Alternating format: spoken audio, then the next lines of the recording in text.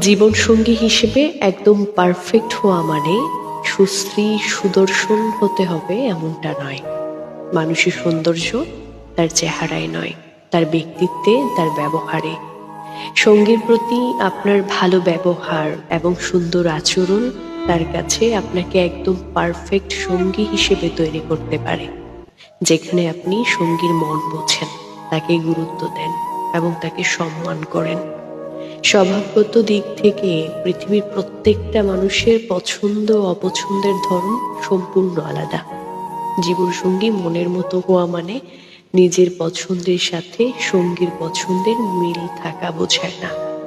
সঙ্গীর পছন্দ অপছন্দকে গুরুত্ব দেওয়া, সেই সাথে সম্মান করাটাই হচ্ছে একজন পারফেক্ট সঙ্গীর আচরণের বৈশিষ্ট্য। যে সঙ্গীর মন বুঝে, সঙ্গীর চাওয়া পাওয়াকে গুরুত্ব দেয়।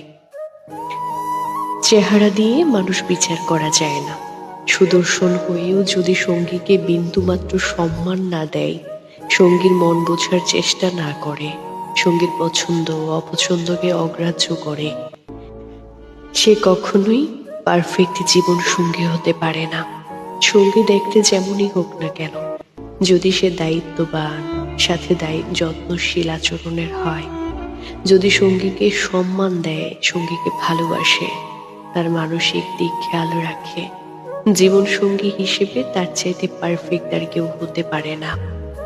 সংসার জীবনে একজন ভালো চেহারার সঙ্গীর চাইতে একজন ভালো মন মানসিকতার মানুষ পাশে থাকা জরুরি। যে শত অভাব অনটনে খারাপ সময়ে দুহাত শক্ত করে ধরে রাখে, আপনার পাশে থাকে, যে আপনার মানসিক দিক থেকে সর্বোচ্চ সাপোর্ট করে।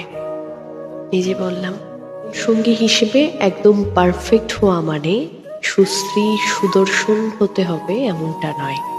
মানুষের সৌন্দর্য তার চেহারায় নয়, তার ব্যক্তিত্বে, তার ব্যবহারে। সঙ্গীর প্রতি আপনার ভালো ব্যবহার এবং সুন্দর আচরণ তার কাছে আপনাকে একদম পারফেক্ট সঙ্গী হিসেবে তৈরি করতে পারে। যেখানে আপনি সঙ্গীর মন বোঝেন, তাকে গুরুত্ব দেন এবং তাকে সম্মান করেন। স্বভাবগত দিক থেকে পৃথিবীর প্রত্যেকটা মানুষের পছন্দ অপছন্দের ধরন সম্পূর্ণ আলাদা।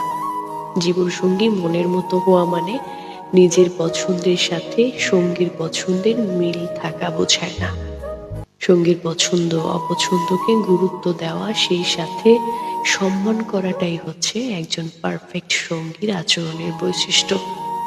যে সঙ্গীর মন বোঝে, সঙ্গীর চাওয়া পাওয়াকে গুরুত্ব দেয়,